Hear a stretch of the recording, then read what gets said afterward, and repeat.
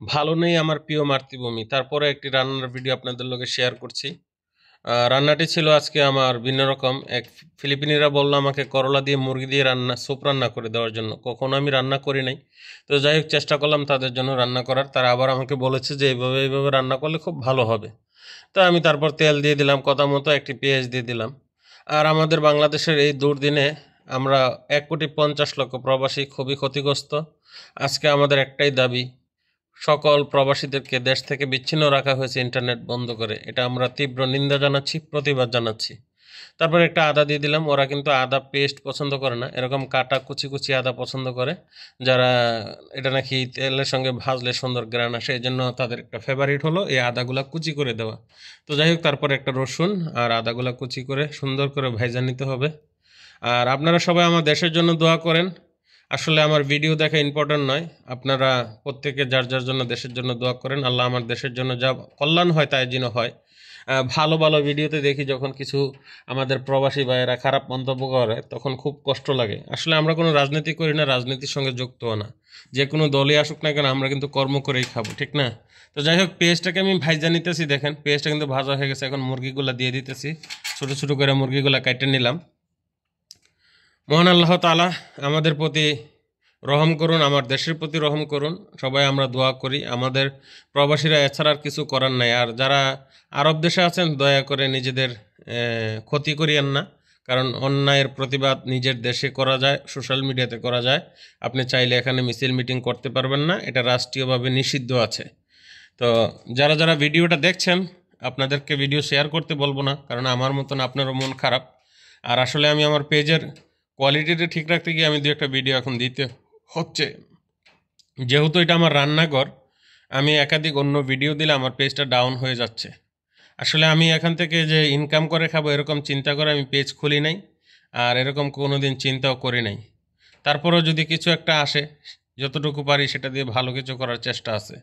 তো পরে আমি লবণ আর কালো গোলমরিচের গুঁড়া দিয়ে দিলাম।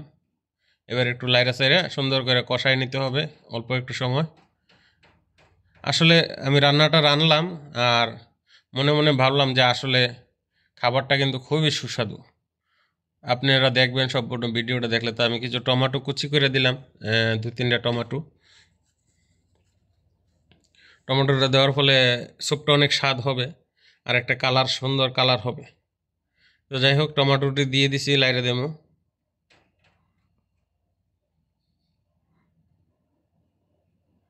এভাবে মিক্স করে কিছুক্ষণ জাল দিয়ে নিতে হবে। হাজার হাজার প্রবাসী আজকে মোবাইলের স্ক্রিনে দেখে তাকিয়ে আছে, পরিবারের সঙ্গে কথা বলতে পারে না। তো গরম পানি দিয়ে দিচ্ছি। কষানোর পরে এভাবে গরম পানি দিয়ে সুন্দর করে ডাইলা দিতে হবে। তো এখন হালকা একটু পানি দিয়ে আমি নিচে যেন না লাগে, এই জন্য একটু গরম পানি ডাইলা দিছি। তারপর দেখেন কয়েকটা কাঁচামরিচ দিয়ে দিলাম। এবার একটু কষায় নিতে হবে।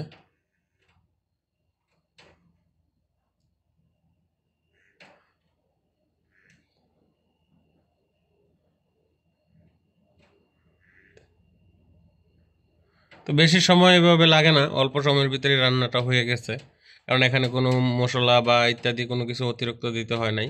এবার টুকটুক গরম পানির আর ঢেলে দিলাম। দেখেন সুন্দর করে এখন বলক উঠে যাবে।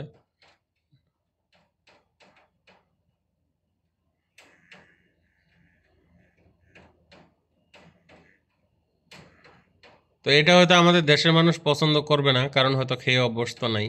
তো যারা পছন্দ করে এটা তাদের জন্য আর কি, ঠিক আছে।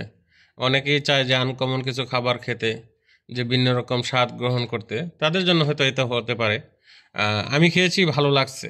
আর ওনারা যারা খাইছে সবাই পছন্দ করছে খাবারটা। তো দেখেন মুরগিটা কিন্তু বলক উঠে গেছে, আর মুরগিটা কিন্তু সিদ্ধ হয়ে গেছে অলরেডি। প্রায় 10 মিনিটের মতন এভাবে সিদ্ধ করার পর আমি করলাটা ঢেলে দিচ্ছি।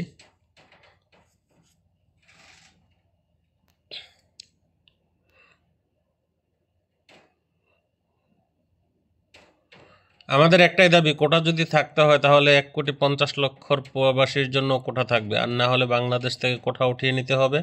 শুধুমাত্র প্রতিবন্ধী আর তৃতীয় লিঙ্গ যারা আছে তাদের কোটা থাকবে।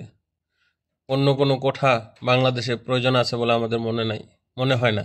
যারা দেশের জন্য মুক্তিযুদ্ধ করেছে তাদেরকে আমরা সম্মান করি, শ্রদ্ধা করি, ভালোবাসি।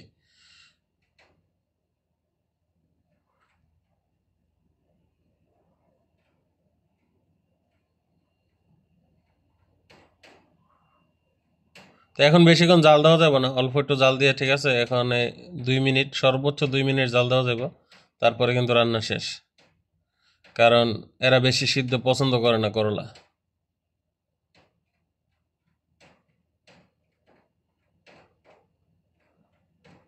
এই যে রান্না কিন্তু হয়ে গেছে, এখন আমি চুলাটা বন্ধ করে দেব।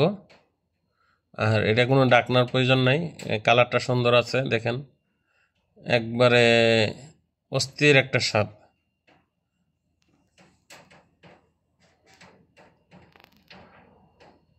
যাই হোক, দেশের জন্য দোয়ার দরখাস্ত রেখে ভিডিও থেকে বিদায় নিচ্ছি। আল্লাহ হাফেজ।